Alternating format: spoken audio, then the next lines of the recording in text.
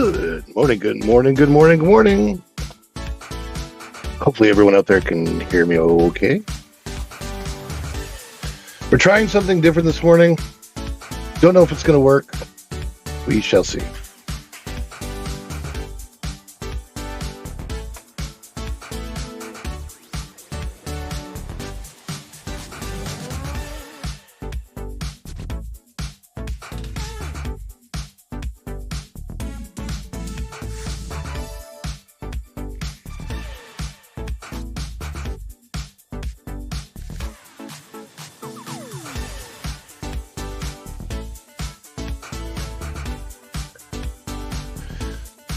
Please make sure you hit that like button on the way in.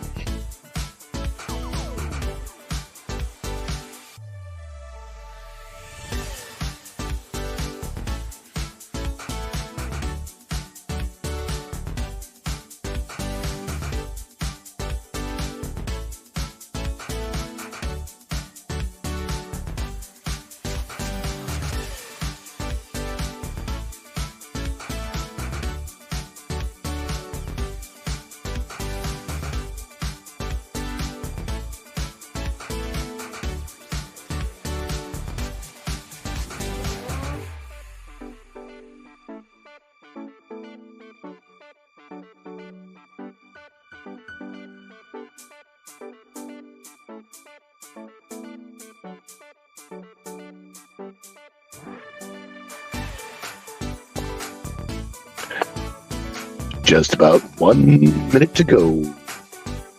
Wow, you can hear everything with this mic.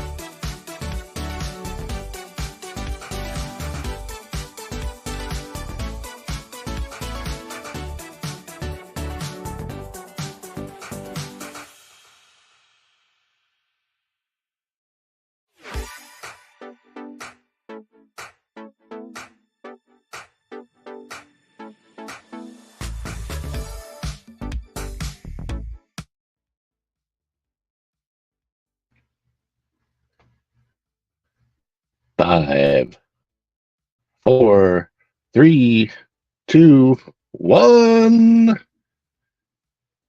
Here we go. 3, 2, 1, live.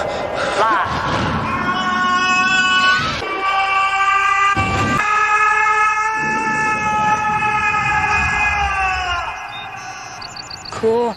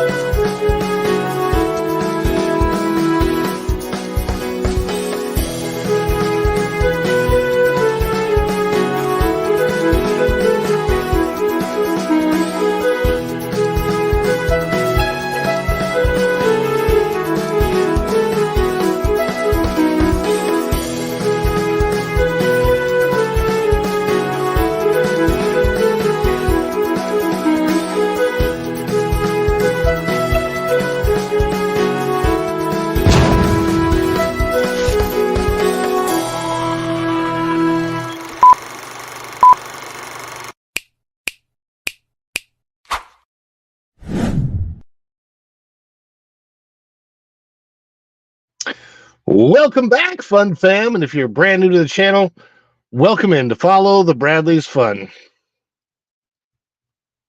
My name is Ronnie Bradley. I'm trying something different today. And I can hear what you guys hear. But it's not working as well as I'd hoped it would. It could come in and go out. Let's see what happens here. I do hope everybody out there is having a phenomenal day. As of the recording of this, it is the 20th day of August, 2024. And now I understand why I normally don't hear myself when I'm doing a StreamYard podcast.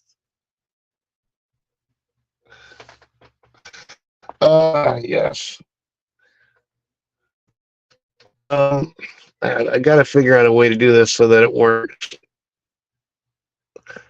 I don't know. It's got to be my computer.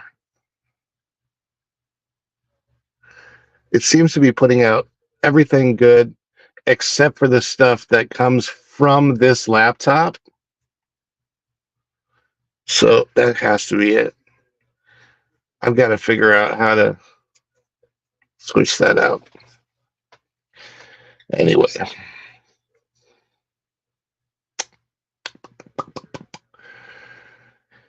In the meantime, we will continue to do our best. You guys can see me. You guys can hear me. I know that there's sometimes glitching a little bit, but just looking at it, it looks okay over there right now. All right, so let's see who all's in the house. Equus Heart. Good morning. I'm trying to see. Oh, no. Yeah, definitely when I see the glitching, you're seeing the glitching. And I don't know why it's waving. Comes in and out.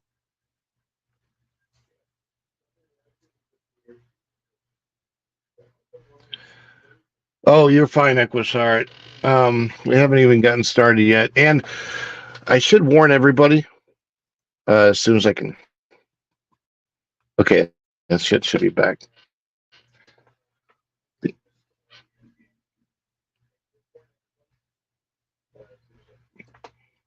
The Apple Use website sells great computers. Yeah, I hate Apple. I don't use anything Apple.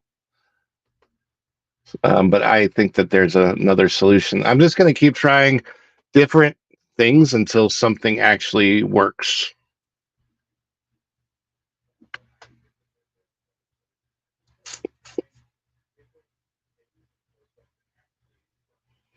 In the meantime, let's see who all is here. We've got Tom F. Good morning, Tom. OCDD93 says, good morning. Kathleen Fantasy, my mom, says, good morning. Going Shogi. Good morning, everyone. And Equus Heart is here, of course. And while I'm trying to switch something up a little bit, let's play a celebration. Because we know at least that works. This is a long one, too.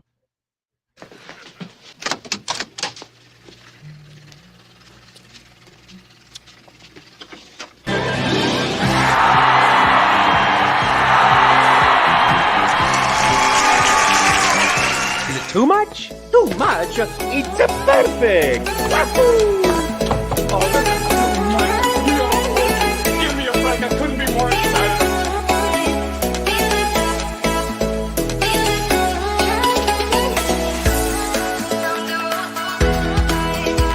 Okay, keep it anticipation. It's making me mental.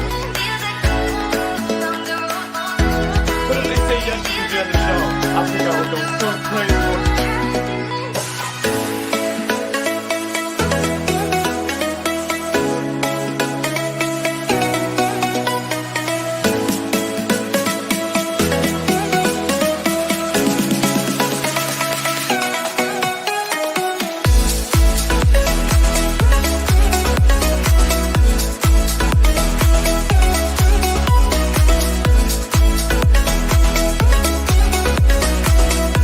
Oh,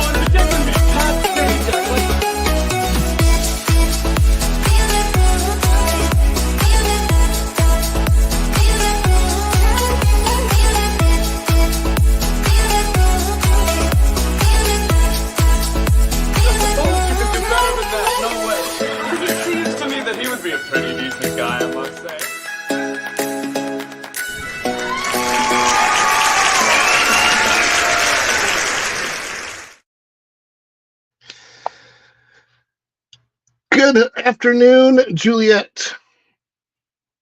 Let's see. She says, good afternoon. Follow the Bradleys and chat. And let's see how we are. So what I did, I actually am running this off of both my phone and my computer just to see if it would do something different. But it's weird because now I hear my voice in my headset. Normally I don't.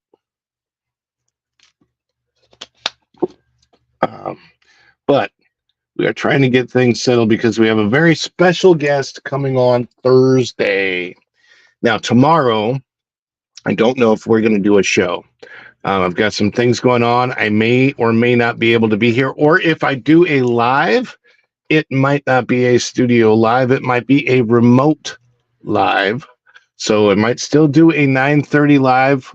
It may not be long, but I still plan on doing it. Let's see. Hopefully that.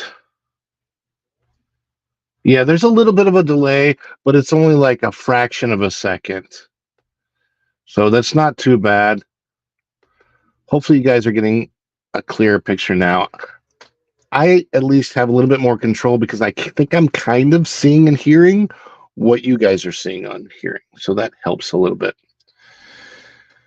I think we've said hello to everybody, and I just want to let you know, yeah, any funding we get goes towards making any improvements that we can. So it will happen over time. We're still new. I've only been doing the show for a couple months, so we are working our way up. Hopefully everybody out there's having a good Tuesday. What we are talking about today is, and by the way, I don't need you going, Shogi. I think I saw you out there, right? You're here, right? Yes. So go and Shogi. What I don't need is the Culture Watch because Culture's already posted. So we're going to go right over to Culture, even though it might be early because I don't think this show's going to go very long today. Like I said, I've got some things going on in my life that are taking up a little bit more of my time. So just have that to deal with for the next few days, and then we'll be good. It's funny because I have the television playing this in the other room, and I can hear it. That's a delay. But the picture looks pretty good right now. So that's good. Yay. All right. So a little bit about Thursday's show. Sunday, I was on the WDW Pro show. Well, it's a recording, not a live show. But we interviewed somebody who was having issues with the Disability Access Service at Disney. And then I interviewed her yesterday over the phone to get quotes for an article that I'm writing for that park place.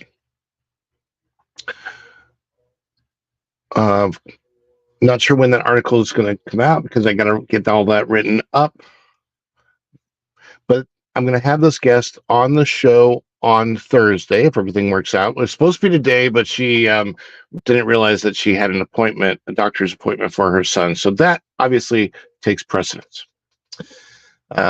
However, we should be able to get her on Thursday, and it's going to be a very important discussion for what the Disney company is doing to disabled guests. It's not very inviting. It's a very intrusive, interrogative process. And frankly, in my opinion, it is not right.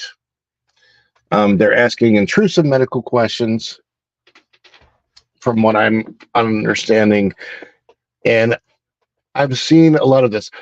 For the very few people that may have been abusing the system prior to any of this, I don't think that matters that much. Like, fine, let a few people abuse it if it's going to allow the ones that need it to get it. Okay? Because frankly, it doesn't matter. That's on those people, right? And I feel like Disney could monitor that situation. They could see um, who they've interviewed. There's a lot of other ways to do it without being so intrusive in these interviews. So yeah, it's very tough. So anyhow, on to today's story is that the war between Disney and Universal Parks in Florida is heating up. And for this story, we're going to go to the wrap. So let's see if I can bring this up. There we go.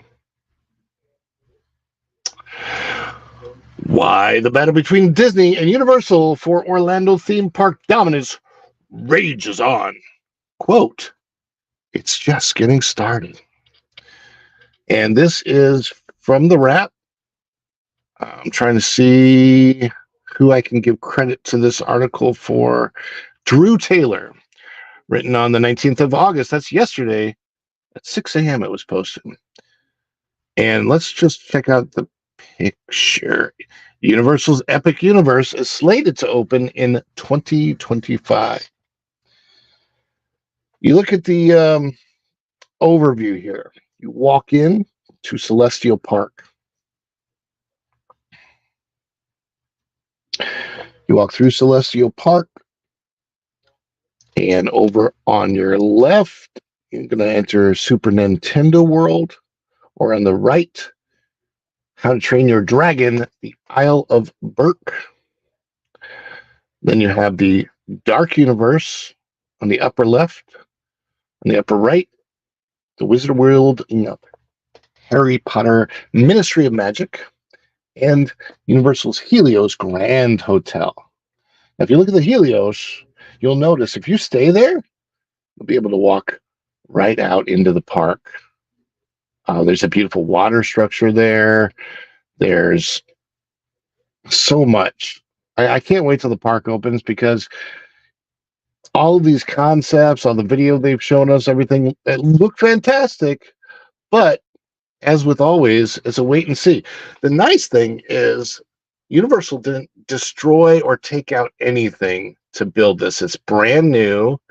It was built on land that wasn't being used for any type of entertainment.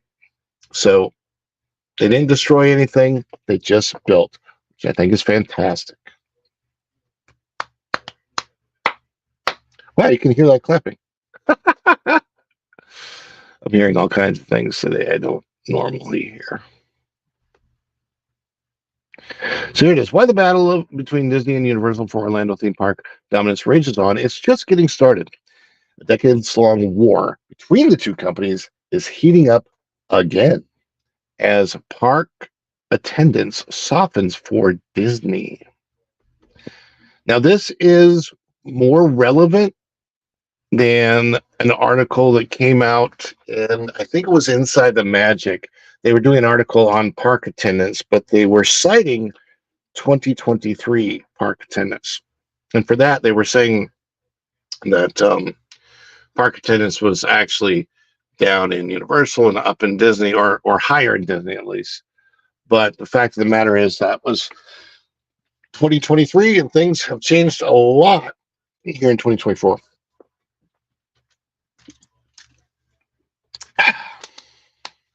On August 10th, Disney Experiences Chairman Josh D'Amaro got on the stage and made a promise about the future of Disney parks.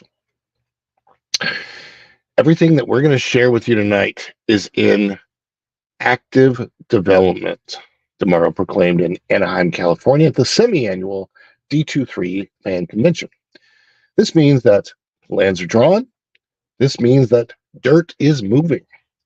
I just want to be clear with all the fans out there, this isn't blue sky. We are going to do all of this. The 12,000 Disney fans in attendance cheered. It's funny because that was 12,000 less people that were in their parks that day. Over the next 2.5 hours, Disney Parks announcements came fast and furious. There would be a new Encanto attraction for Disney's Animal Kingdom, Avatar and Coco themed attractions coming to Disney California Adventure, 4 new Disney Cruise Line ships being added to the fleet, and a Monsters Inc. roller coaster based on the movie's climactic door chase. By the end of the presentation, it felt as if Disney would be returning to theme park dominance after a few years when the company's superiority seemed to wobble like a weeble. Weebles wobble, but they don't fall down. I don't know. Disney might not be a weeble. They might end up falling down. Disney knew it had to bring the fireworks next year. Rival Universal Studios is unveiling Epic Universe, which it calls the biggest, most technologically advanced theme park in decades. Just down the street from Walt Disney World in Orlando, Florida. Actually, it's north, so I think that's up the street, but whatever. A renewed battle between Disney and Universal is heating up as theme parks, which have become vital to each company's bottom line, are struggling with soft demand that they expect to continue. Well, yeah, I mean, look at the economy. The economy's awful. When Disney faltered at the box office in 2023, struggled to make its streaming business profitable, Parks served as a money machine. The experiences segment, which includes parks, pulled a record $32.55 billion in revenue last year, or 37% of Disney's total revenue, and generated 6 times as much operating income as its entertainment division in 2023, and 3 times as much as in 2022.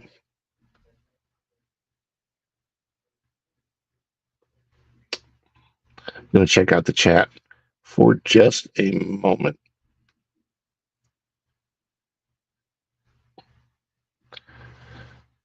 Oh, my wife is here. I'm late, but I'm here. I am. Besos. Hello, my lovely and beautiful wife, Virginia Bradley. I'm trying something different today as far as the setup is concerned and hoping that the picture is a little bit better.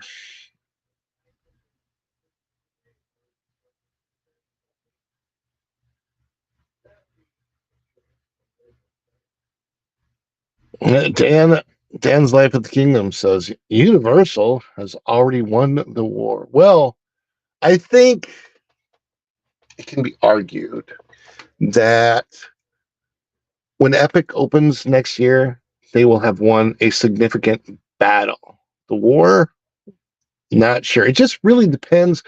Disney has to pivot on a lot of things. And are they willing to? That's the question. The problem is once you've started down a path, it is very difficult to change direction. As Yoda once said, be mindful of the dark side. Once you start down the path of the dark side, forever will it dominate your destiny. Mm-hmm. They were battling, but Universal is about to drop the Moab. I'm assuming that's a bomb. Because if they were dropping Moab, Utah, that would be a whole different story. I lived in Moab, Utah for a while. Interesting place. If they only put more quality and care into the parks instead of money grabbing, I don't think Disney would have a problem. That is an issue. Park attendance softens, less people going to Disney.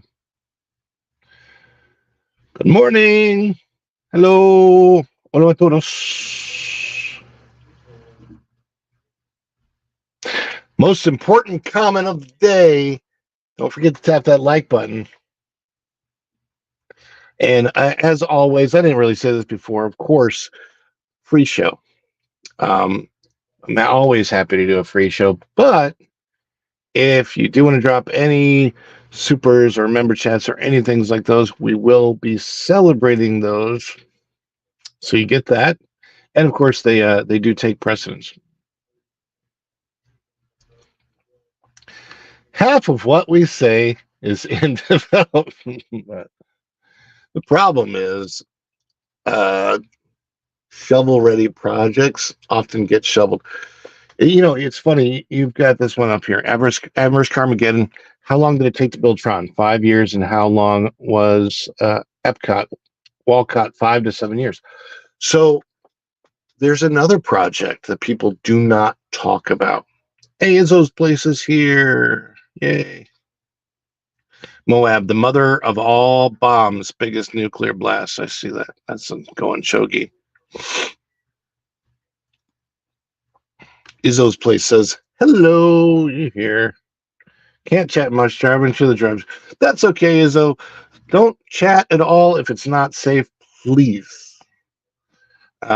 Stay safe above all. Thank you very much. So there's a project that was supposed to be done prior to 2021 that is still sitting there with just a lot destroyed. Okay. So there was an area, there was a shopping center, I think it was called Crossroads. And you would come out of Disney Springs, cross 535, and you enter the Crossroads. There was a small shopping center, Pirates Cove miniature golf at the end. There was a Red Lobster. My wife and I had an anniversary, or no, Valentine's dinner at that Red Lobster. It was phenomenal. And it was the only good Red Lobster in town. All the other ones suck. Oh gosh, we have a problem with our Red Lobsters here in Orlando. Uh, they had another place called the Knife, which was like a churrascaria, one of those all-you-can-eat Brazilian eaters. A really good anniversary dinner there. I think we ate at a lot of the places there. There was a Fuddruckers. There was a Sweet Tomato, right? Which of course has mostly gone on a business. One has reopened in Arizona, I believe. But we used to go back there all the time. Uno's, Chevy's, Dan's Life with Kingdoms, yes. You mentioned two of the restaurants we haven't eaten at back there. And there was a Jack's Place or something like that, a really nice steakhouse that I wanted to eat and never got to eat back there. Anyway, it's all flattened. McDonald's, it's all flattened. There was a Gooding's grocery store, really convenient grocery store if you happen to be staying in like Old Key West or Saratoga Springs. You'd run to the grocery store, go get groceries, bring them back to your condo. That's all gone. There's nothing really close to those properties anymore. Perkins. Was there a Perkins back there? Oh, you're good, Erica. You're fine. So, yeah, that area was flattened in maybe early 2020 before the shutdowns of everything. Still flat, still just sits there. The whole point was that they wanted to bring in a highway exit off Highway 4 that goes directly into that street. I think it's Disney Hotel Boulevard or something like that, that goes into Disney Springs. And it's still not built. It was supposed to be done before the 50th anniversary. That's the whole point of it, because they were expecting this huge 50th anniversary for Disney World, and all of that got tempered thanks to those ridiculous closures. Yes, right outside of Disney property. Yeah, I love Uno's. I just had never had a chance to go to that one. I had some interesting thing happen at Uno's in St. Louis when I was a kid. Very funny. Hands a hands a cup of coffee to your mom. Go and show you I won the fight. Oh my gosh, yes. The 50th anniversary, that was nothing. Even after the closures ended. Yeah, what a letdown. 50th anniversary. They started to do a lot of stuff before the closures. They got the castle ready. And then, yeah, I was dead on arrival. DOA. So back to this Universal article. You know what? Before I go back, let's do one thing. Because I haven't had a lot of chances to do it yet, but again, we'll do it again if any memberships or supers are dropped. But let's do that celebration.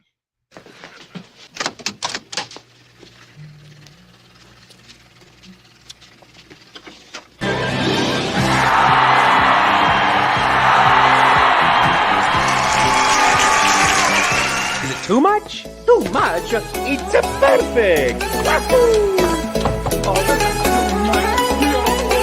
Give me a break. I couldn't be more excited.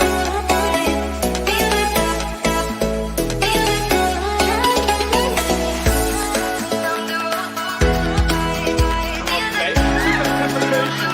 It's making me mental. But if they say yes to the other show, I think I would go so crazy.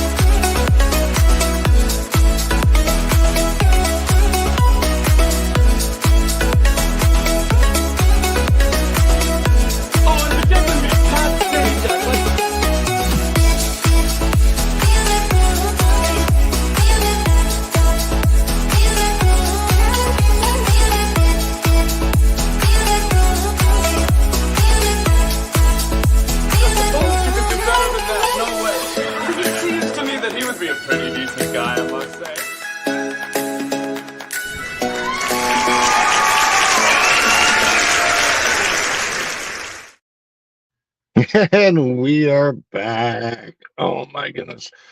I know it's a little bit long, but I love that new version of the celebration. Morning, y'all.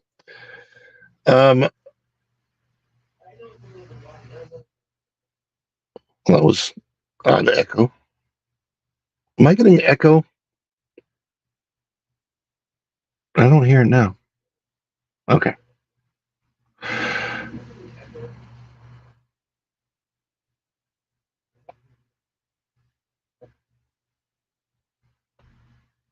'80s man says, I can't believe they leveled the restaurant in the area. No, the whole area. Yeah. Yeah, that was amazing.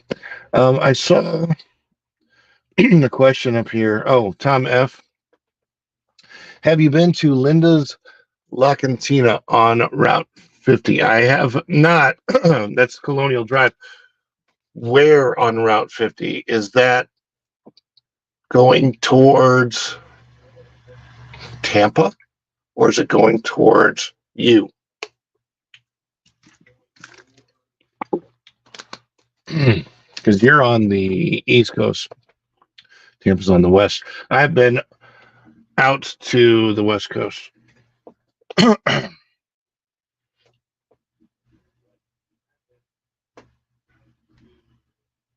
Josh's legacy. Well, remember when he destroyed the Disney company. I think it's more Bob than Josh, but we shall see.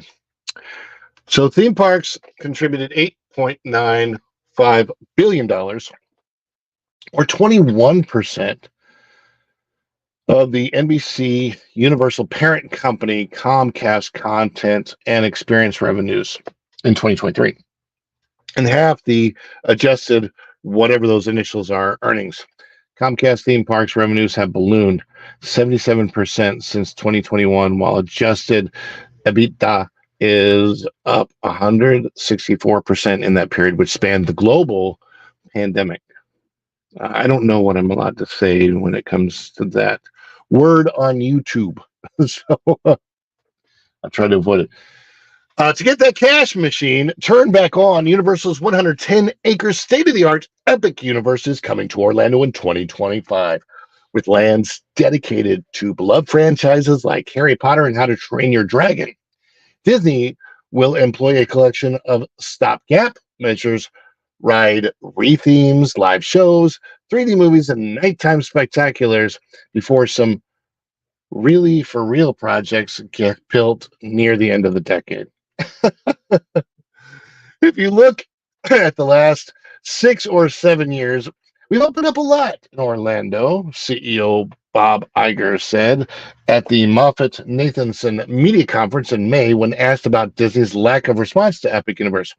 Well, as we've seen in the past, Universal's expansion does bring more visitation to Orlando. I'm mindful of what they're doing, but I'm confident in what we built, and I'm confident in what we will continue to build. It's not something that should be distracting to us or anxiety provoking.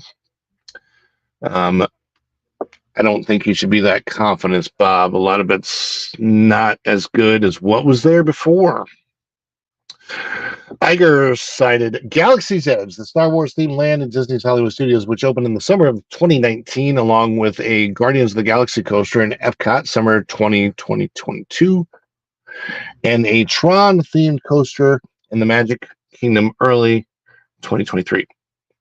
But he failed to mention Tiana's Bayou Adventure, the costly and problem-plagued redo of Splash Mountain that was just a few weeks away from opening.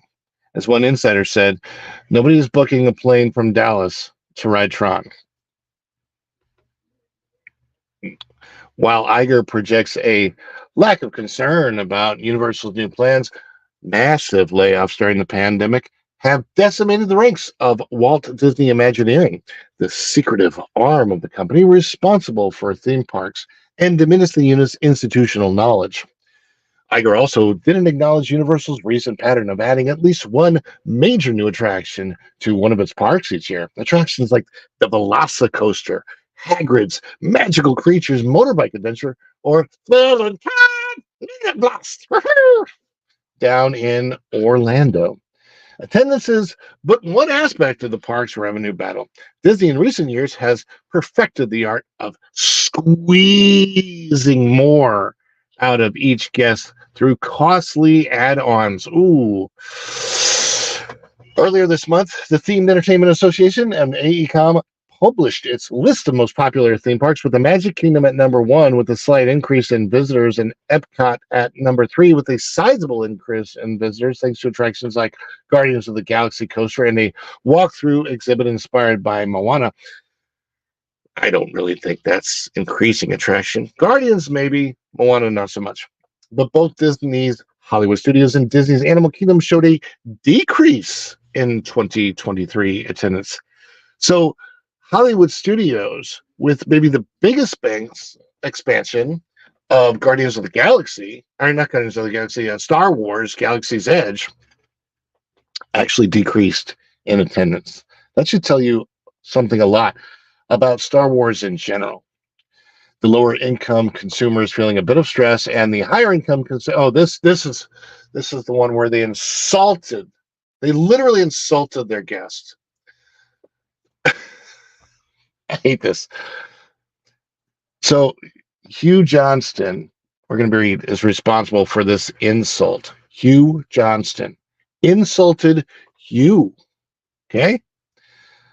The lower income consumer is feeling a bit of stress. Seriously?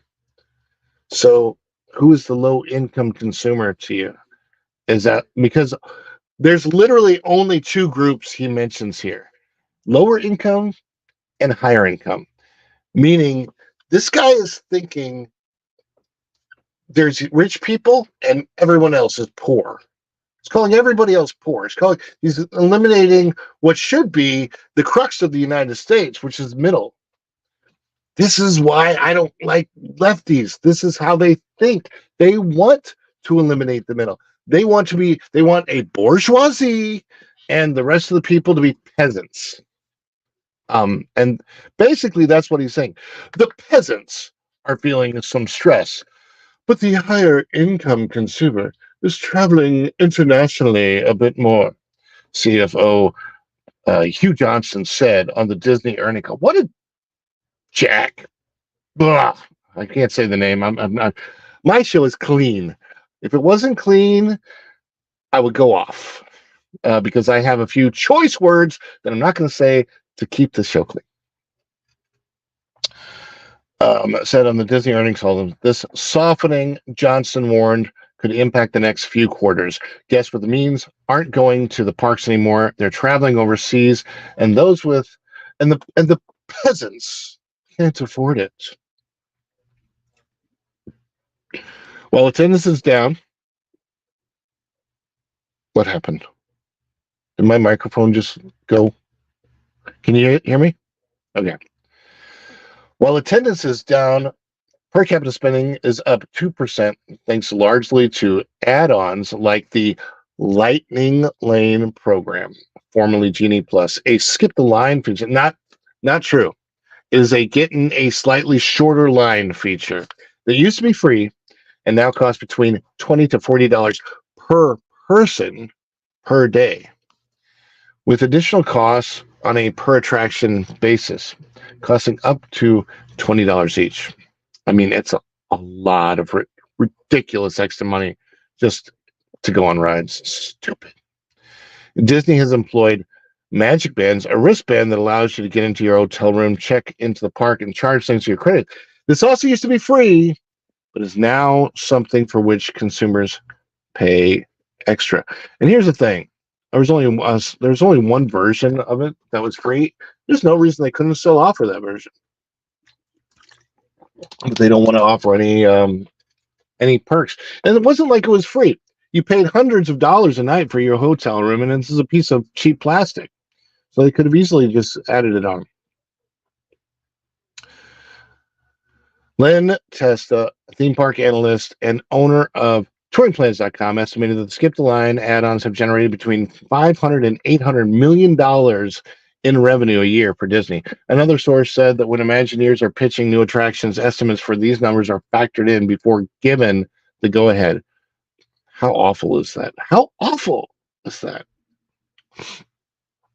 The added costs are unpopular, complicated, and require customers to give considerable attention to their phones when they're supposed to be on vacation. Thank you so much.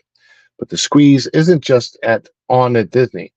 A recently unveiled first of its kind dining package for Universal could save guests as much as $1,000 on a trip between now and April.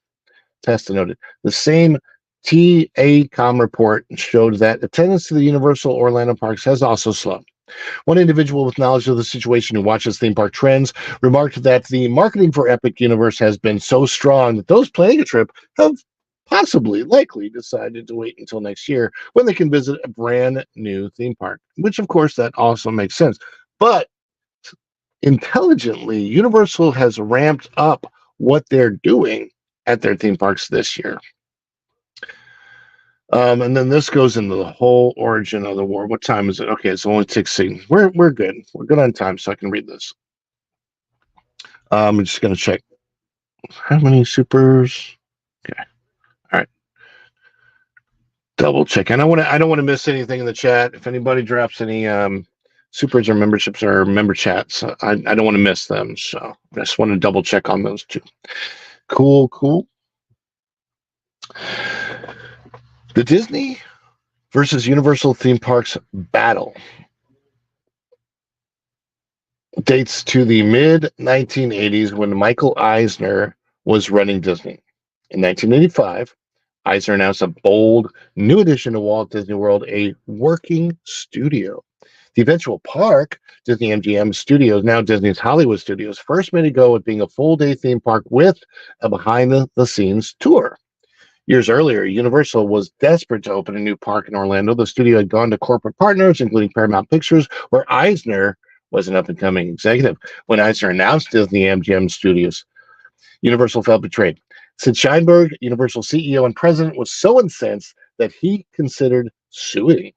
The Disney park was a quote-unquote ripoff of a concept that we worked hard to develop, end quote. He later told Kim Masters, author of Keys to the Kingdom, how Michael Eisner lost his grip.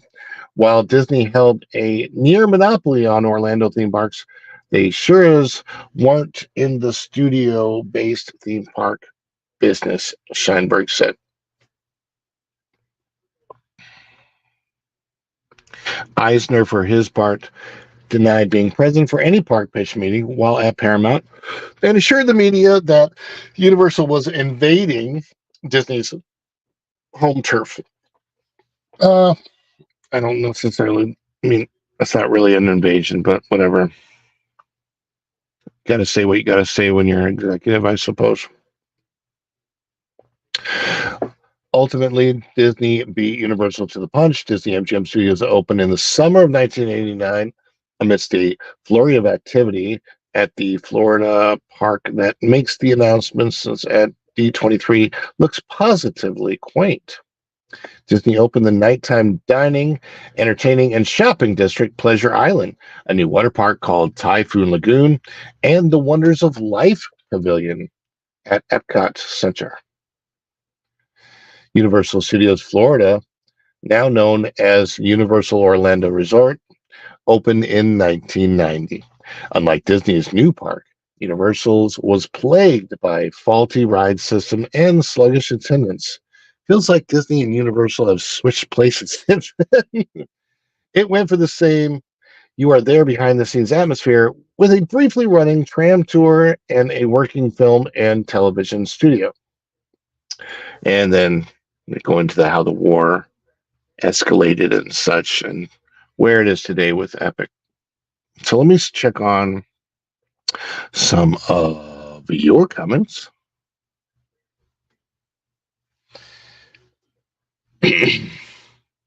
This is funny. The power of one, the power of two, the power of bankruptcy. That's funny. I don't have the WDW Pro clip that he uses for Darth Vader. No. It's funny.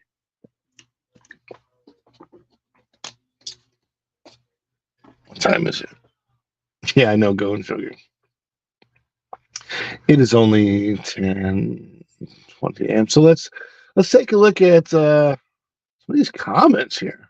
Oh, we got the Bud family and Tiffany in the house. What's up, Tiffany? Hello, Sue. Good morning, people. Funny how this article doesn't mention the decline in Disney stock. Does it? I don't know. It's a longer article than I've read. I'm trying to see if it. I see. Yep. I don't know. Let me get back to here. I want to read the part about Epic Universe. And check it. Any of the new comments? Okay.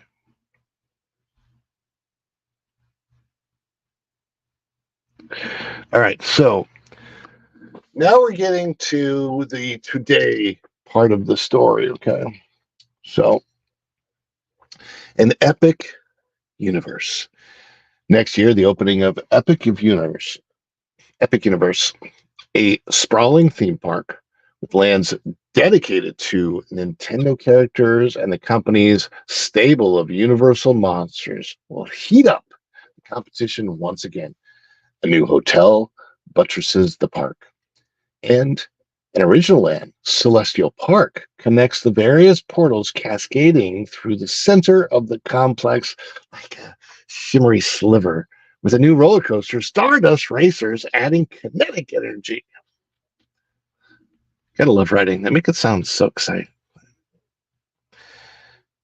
Epic Universe loomed over some of Disney's announcement at D23. The proposed villains land in the Magic Kingdom seemed like a volley following Universal's Monsters theme land coming to Epic Universe, with the emphasis on edgy spookiness. Ooh. But the timing of when things will open makes the theme park arms race much closer than originally imagined. As Testa points out, the ideal opening date for Epic Universe was early 2024, but with the dining plan announced already, the earliest it could now open is probably late May 2025. Assuming that Epic Universe opens next year, that would give the park only a 12 to 18-month head start to change the hearts and minds of Orlando visitors. They're giving up a lot of their advantage, said Testa. Now, I'm going to have to disagree with that, because the rate at which Disney builds things that work is slow. Tiana's they rushed, and it doesn't work. And before Epic Universe can open, Universal needs to have a transportation infrastructure in place that feels seamless and smooth, especially since it will be connecting geographically disparate locations, Tessa said. With the opening of Epic Universe, complete with a new hotel and valued price hotel rooms elsewhere on property that are far cheaper than Disney, Universal will try and lock you into a week-long vacation. That is the How to Train Your Dragon slate. By the way, they're testing dragons that actually fly. They're going to do a show where somebody flies in on a dragon. I don't know how they're going to pull it off, but it looks amazing. Not that everyone thinks Universal will be able to shift the habits of countless Florida vacations. I don't know if you can change 50 years of Disney vacations, said Alicia Stella, a leading theme park blogger. Even if I've never heard of her, by the way. So if she is a leading theme park blogger, I've never heard of her. Even if Epic Universe is a runaway success, Stella said, it's not going to shift the tide as much. Disney has more parks. They have more history.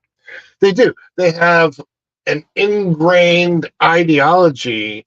But what's happening at the Disney parks lately, especially with things like the Disability Access Service, them limiting people with disabilities, them actually telling those people maybe Disney's not the right place for you, they're actually pushing people away and telling them basically go somewhere else. And that somewhere else is going to be Universal. Instead, the war between the two giants will result in other casualties. Smaller parks like SeaWorld and Busch Gardens and cheaper hotels that line International Drive, those already being eaten into by Universal's value hotels. I think it's going to do the opposite. I have a feeling that more and more people, especially now, the economy sucks, okay? The people that want to save money but still want a vacation, you can come to Orlando. You don't have to stay at a Disney resort.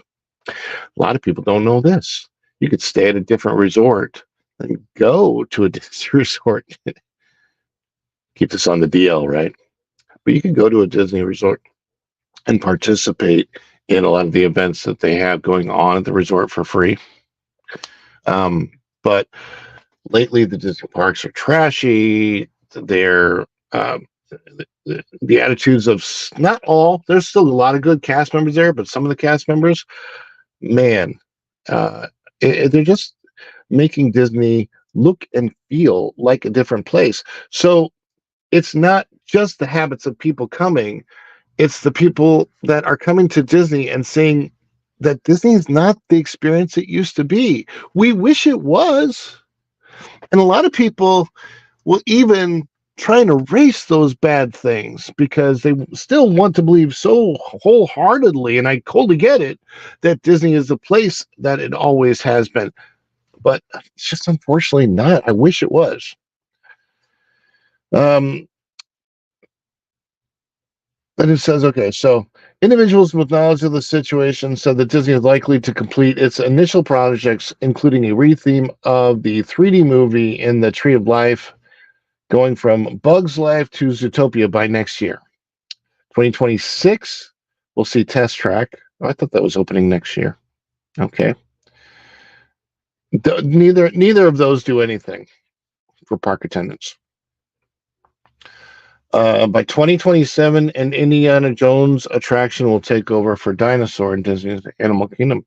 And see, I don't know if it's an overlay, so it could be open by 2027, but I don't know. That Disney's been slow on so many things lately, and what they've been fast on has not worked. Disney also plans to open a new Magic Kingdom nighttime spectacular. Now, I am excited for this. I'm open for a nighttime parade at the Magic Kingdom. That's exciting. And then they're saying a Disney Villains theme show would replace the car show at Disney Hollywood Studios. Interesting. So I didn't even see that one before. So there's a lot of interesting things in this article. OCDD 93. Uh, Zootopia. Zebras in a tree. Who is the tether for? Furry?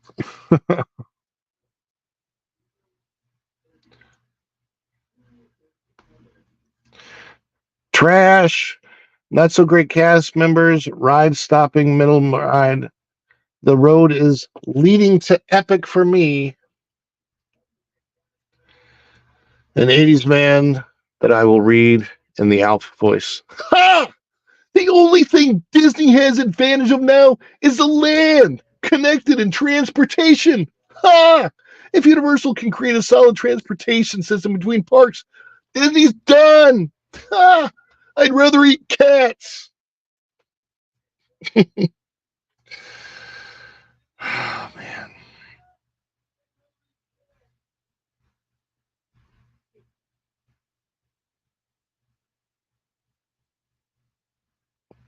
Um, so we are getting a better stream now. At the beginning, it was not going as well. Trying to read back through this. All right, so 80s man. There you go. Hey, Ron, the stream is much less glitchy today. Good job, whatever you fixed. I will try this again. Hopefully it works. It was not doing great things at the beginning, but hopefully my internet is much better connected now. So hopefully. The only thing bad for me is that because of the way I'm doing it, I hear my own voice as an echo in my microphone. So anyhow. Let's get to others of these chats. Avarice Carmageddon. Native Wine says, at Avarice Carmageddon, the Disney bankruptcy war, money, imagination, creativity, morals, values, and respect. This is one of the issues I have with the Disney company. Retheme, not tether. Got it. It's the OCD.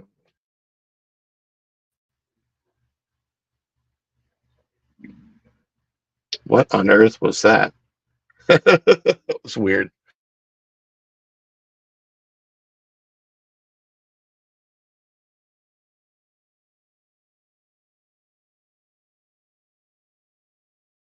And I think I'm back, kind of. So we are having still some glitches. All right.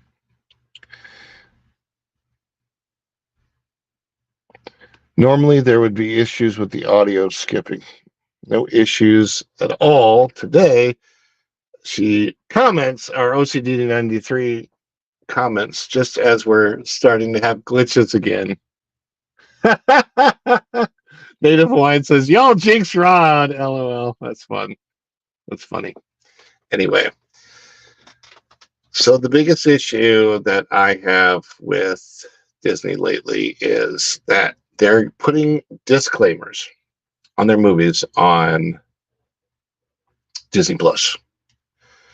Movies like Peter Pan and Dumbo, they don't even have Song in the South. These are classics, and they are not problematic. To any normal, clear-thinking individual, these movies are fine. And if they have things from the past that involve a different perspective because of the past, that's fine. All right.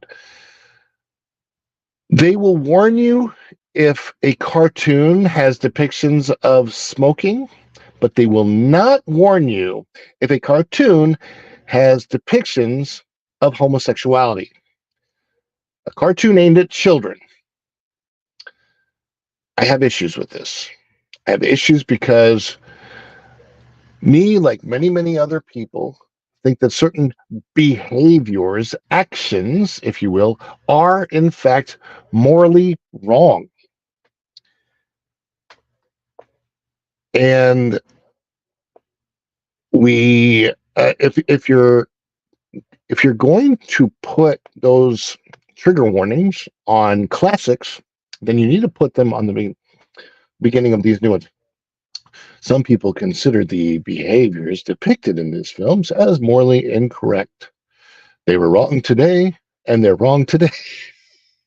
Like, I have so many issues. Oh yeah, and look at this. Average Carmageddon says disclaimers on movies, but still will sell classic movie merchandise.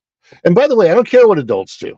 Not that. I'm talking about specifically media aimed at children. Okay, they are trying to teach or indoctrinate or whatever word you want to use children that certain things that many people believe are morally wrong to be completely normal and okay. And not only do I have issues with that, but billions of people across the planet do. I think this is funny. Nobody has ever looked at Krillin. She looks great. I should try that. That's funny. That's true. And the Native Hawaiian says the one thing I was alluding to about bankrupt morals, trigger warnings on Peter Pan, but nothing on Strange World. Exactly. Exactly. How do you have that? So wrong.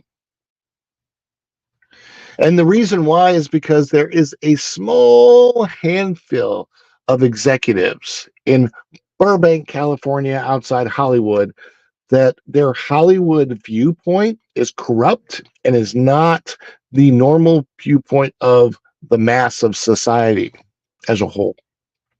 And they're trying to indoctrinate the whole with their extreme minority viewpoint.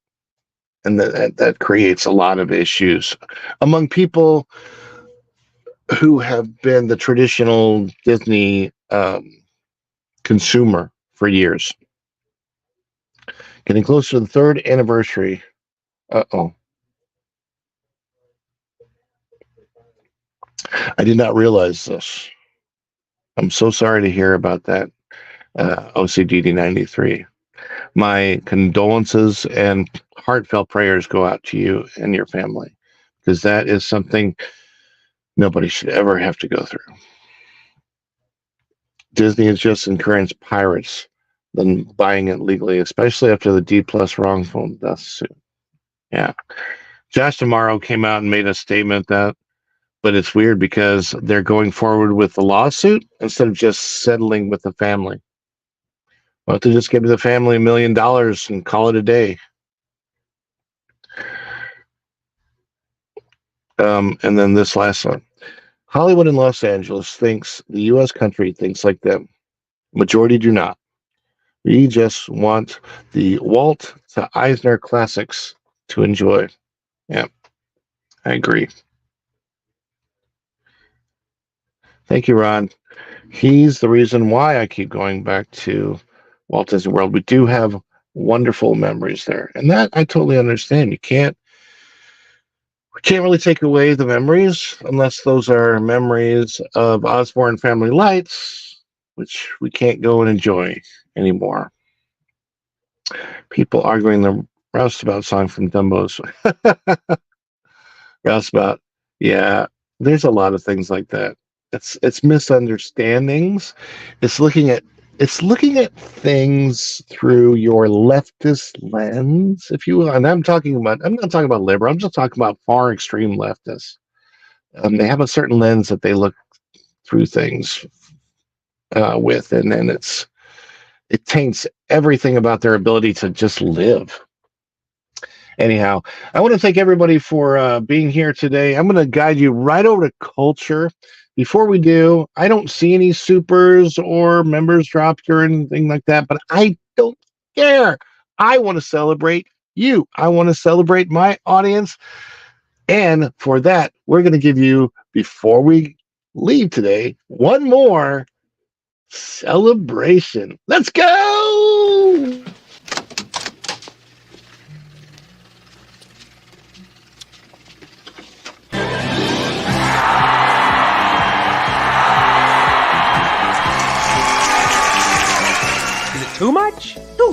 much. It's perfect. Wahoo!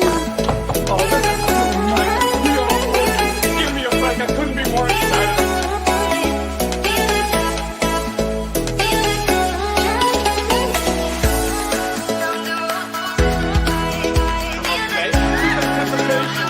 It's making me mental.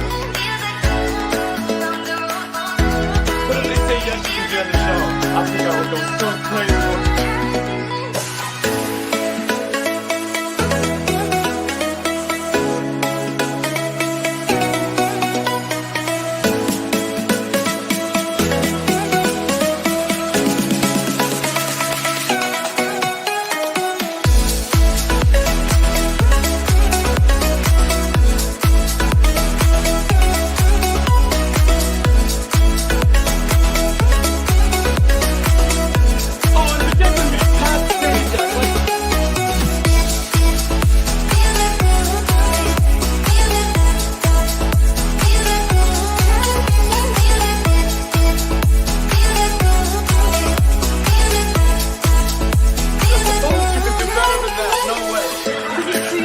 He would be a pretty decent guy, I must say.